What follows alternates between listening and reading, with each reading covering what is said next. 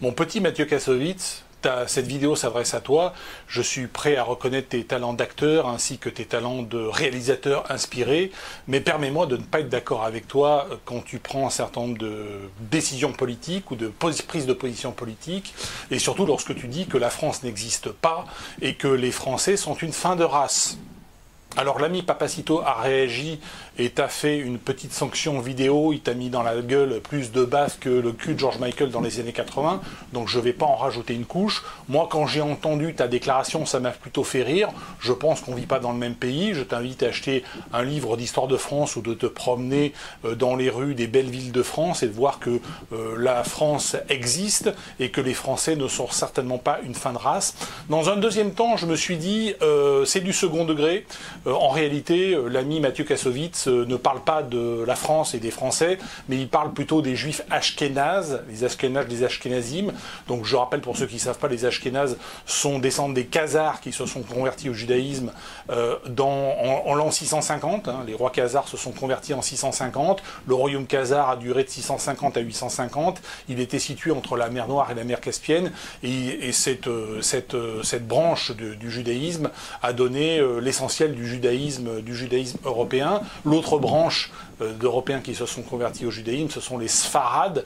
Sfarades, qui est une déformation de Spagne. Ce sont les Vandales qui, à la fin, dans les années 500, 600 également, donc il y a maintenant 1500 ans, se sont convertis dans le sud de l'Andalousie, dans le sud de l'Espagne, donc en Andalousie et dans le nord de l'Afrique, se sont convertis au judaïsme et puis se convertiront aussi à l'islam quand l'islam va arriver dans ces régions du monde. Donc tu parles, mon cher Mathieu Kassovitz, je pense plutôt des Ashkénazes, des Ashkénazim qui effectivement ont disparu en Europe suite à la Shoah, suite à la Seconde Guerre mondiale, et puis d'autant plus que les survivants, beaucoup sont allés aux États-Unis, sont allés en Israël. Même aux États-Unis, vous avez à peu près 5 millions d'Ashkénazes, d'Ashkénazim qui s'assimilent à grande vitesse. Et là, il faut se référer à ce que disent les rabbins.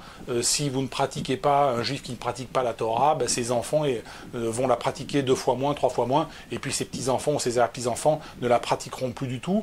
Il y a quelques années, Benjamin Netanyahou avait fait scandale en Israël en disant les 5 millions de juifs américains sont en train de disparaître. Stupeur, malheur, qu'est-ce qui se passe? Il y a une nouvelle Shoah. Non, c'est l'assimilation.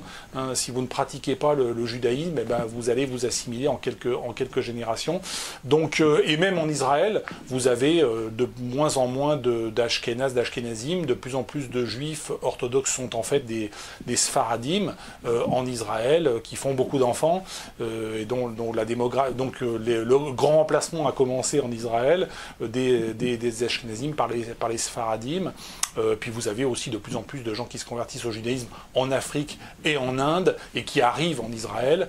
Donc je pense que quand tu dis le peuple français n'existe pas et c'est une fin de race, tu dis plutôt les Ashkénazim n'existent pas ou n'existent plus et sont une fin de race. Je pense que tu penses plutôt à ça. Donc je prends ta déclaration plutôt au second degré. Alors ce qui est très triste, effectivement pour les Ashkénazes, ce qui est très triste aussi pour toi, Mathieu Kassovitz, homme de gauche, qui est obligé, comme le dit Papacito, un petit peu de sucer la banlieue, et en fait de sucer la gauche, de faire tapin auprès de la gauche, puisque c'est la gauche qui contrôle ton business, le cinéma, la distribution, la réalisation, les acteurs, etc.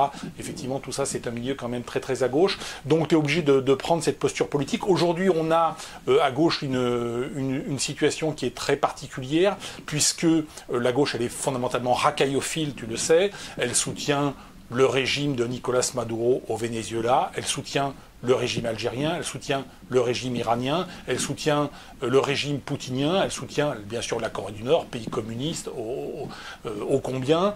Elle a soutenu dans un passé récent, Bachar al-Assad en Syrie ou Kadhafi en Libye. Bon, tous ces gens ont été éliminés, et je suis en train de t'annoncer que les racailles, de toute façon, tôt ou tard, finissent par perdre la guerre. Donc les racailles internationales, la gauche soutient aussi les racailles dans les banlieues. Elle est totalement racaillophile. Quand un dealer se fait descendre en bonne et due forme par un policier ou par un gendarme, eh bien, toute la gauche racaillophile monte au créneau. Lorsqu'il s'agit d'une blanche qui se fait violer, égorger, ou même une jeune fille juive de 13 ans qui se fait violer, ou de 12 ans ou 13 ans, là, il n'y a pas de problème, hein, la gauche, on n'entend pas parler, c'est normal, ça passe crème, hein, ça passe comme une lettre à la poste. Par contre, lorsqu'une racaille se fait descendre, là, c'est un scandale. Donc, effectivement, on a une gauche qui est racaillophile, parce qu'on a une gauche aujourd'hui qui a besoin du vote arabo-musulman pour être élue. Pourtant, cette gauche, elle est athée. Je le rappelle, hein, elle est laïque. Bon, laïque, ça veut dire athée, hein, on ne croit pas en Dieu, elle est mécréante. Elle va même jusqu'à défendre des thèses totalement pédocriminelles, parce que quand on revendique le fait que des enfants de 16 ans puissent changer de sexe contre l'avis de leurs parents, hein, c'est une thèse et une revendication du nouveau front pédocriminel. On est dans de la pédocriminalité satanique, mais ces athées pédocriminels sataniques ont besoin du vote de banlieue islamiste. Donc il y a une espèce de pacte Molotov-Ribbentrop, un petit peu un pacte contre nature entre les islamistes qui ont besoin de la France Insoumise ou de Europe Pédophilie et Verts et autres formations, France Insoumise à Dieu, hein, bien évidemment, et autres formations de gauche et d'extrême gauche pour rentrer à l'Assemblée nationale. Je rappelle que l'État islamique revendique 7 députés aujourd'hui français à l'Assemblée nationale. L'État islamique, Daesh, c'est intéressant, mais on a affaire à un nouveau front pédocriminel qui a besoin du vote de banlieue. Et donc, dans cette coalition un petit peu contre nature, le ciment qui relie les islamistes et cette gauche pédocriminelle, c'est le vote anti-juif. Hein, c'est la revendication anti-sioniste et anti-juive. Comme c'était le cas dans les années 30, dans l'Allemagne nazie, où pour coaliser catholiques et protestants et catholiques, eh bien, les nazis ont trouvé l'idée de taper sur les juifs, qui pourtant représentaient qu'une toute petite minorité en Allemagne et qui posait aucun problème, mais c'est une façon de cimenter catholiques et protestants. Aujourd'hui, c'est une façon de cimenter en France islamiste et athée du Grand Orient, du nouveau front pédocriminel et du nouveau front populaire, entre guillemets. Voilà, donc on est dans ce contexte-là. Et toi, Mathieu Kassovitz, c'est pour ça que c'est finalement, moi j'ai beaucoup de peine dans ce qui te concerne, parce que tu es pris dans ce jeu-là. Les islamistes sont obligés de te stigmatiser pour faire alliance avec la gauche. La gauche est obligée de te stigmatiser et de stigmatiser les sionistes, mais à travers les sionistes, en fait, c'est les juifs, pour avoir le vote islamiste. C'est extrêmement triste, hein, parce que tu te retrouves dans une sale position. Mais sache que les racailles vont perdre. Poutine est en train de perdre la guerre en Russie, c'est un fait, et les racailles dans nos banlieues vont perdre. Ne crois pas que la guerre soit terminée, parce que la thèse de Jean-Luc le millionnaire, la thèse du NFP, c'est que les racailles ont gagné, la drogue a gagné, le remplacement a eu lieu, game over, hein, c'est fini. Un petit peu comme des personnages comme Marcel Déat et Jacques Doriot dans les années 40, qui disaient l'Allemagne a gagné en 1940 la guerre, c'est définitif, c'est fait. Donc maintenant, on n'aime pas les Allemands, mais on va collaborer avec eux pour pouvoir faire fortune et pour pouvoir continuer notre petite carrière politique. Et puis en 1945, ces gens-là ont fini une balle dans la tête, bien évidemment, parce qu'ils ont fait le mauvais choix. Et là, la guerre, en fait, entre le français de Chousse, l'européen ou l'arien et les racailles, nous allons la gagner, cette guerre. Et cette guerre n'a pas encore commencé. Donc contrairement à ce que pense Jean-Luc, millionnaire et ses amis, et contrairement à ce que tu peux penser, mon cher Mathieu Kassovitz, cette guerre n'a pas commencé, elle va commencer, elle va se déclencher quand la crise économique va déstabiliser le petit gouvernement Bayrou et les gouvernements centristes, et c'est pour bientôt, hein, ça ne sera pas dans 10 ans, ça ne sera pas dans 20 ans, ça va aller assez vite.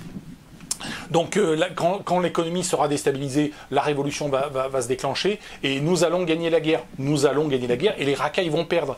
Elles ont perdu au niveau international et elles perdront dans les banlieues. Et là, mon petit Mathieu Kassovitz, tu ne seras pas dans le bon camp, malheureusement, parce que tes prises de position, elles sont finalement très très dangereuses à court terme, mais elles sont aussi dangereuses à long terme, parce qu'à long terme, tu peux te retrouver aussi sur des Français de souche qui, on va dire, prennent ce que tu dis au premier degré. Moi, j'ai pris ça plutôt au second degré, mais toi, on peut tomber sur des gens qui prennent au premier degré, un peu comme Papacito, mais t'as rien à craindre de la part de l'ami Papacito, parce que c'est un type, encore une fois, tout à fait chrétien et qui se contente de la punchline et qui va jamais passer à la violence. Par contre, tu peux tomber sur des Français un peu abrutis de souche, il y en a aussi qui sont un petit peu bas du front et qui risquent de te choper et qui risquent de te taper, hein, parce que t'as tenu des propos un petit peu déplacés, et on risque de prendre au premier degré ce que tu dis. Hein, tout le monde n'est pas comme moi, tout le monde ne vient pas à ton secours finalement. Le conseil que je peux te donner, c'est ressaisis-toi, Mathieu Kassovitz, dis-toi qu'est-ce qui est véritablement juste, qu'est-ce qui est véritablement équitable, qu'est-ce qui est véritablement honnête sur le plan politique. Et si tu te poses vraiment ces questions, tu vas trouver la réponse. Et la réponse n'est certainement pas de défendre les thèses de gauche et d'extrême gauche qui, à mon avis, sont complètement dépassées. Ces gens-là vont perdre la guerre. La guerre n'a pas commencé, contrairement à ce que tu peux croire. La guerre, cette guerre effectivement civilisationnelle, nous allons la gagner. La France, le symbole de la France, ça ne devrait pas être le coq gaulois, parce que Gallus, ça veut dire coq et Gaule en latin, d'où le coq gaulois. Ça devrait être plutôt le phénix. La France a été détruite un très grand nombre de fois dans son passé, et elle est renée de ses cendres un très grand nombre de fois aussi. Donc elle est en train d'être détruite aujourd'hui par des Macron, par des Bayrou. Il n'y a aucun sujet là-dessus, c'est évident, mais elle renaîtra de ses cendres. Te casse pas la tête, mon cher Mathieu Kassovitz. Voilà, merci à toi, et je te dis à bientôt.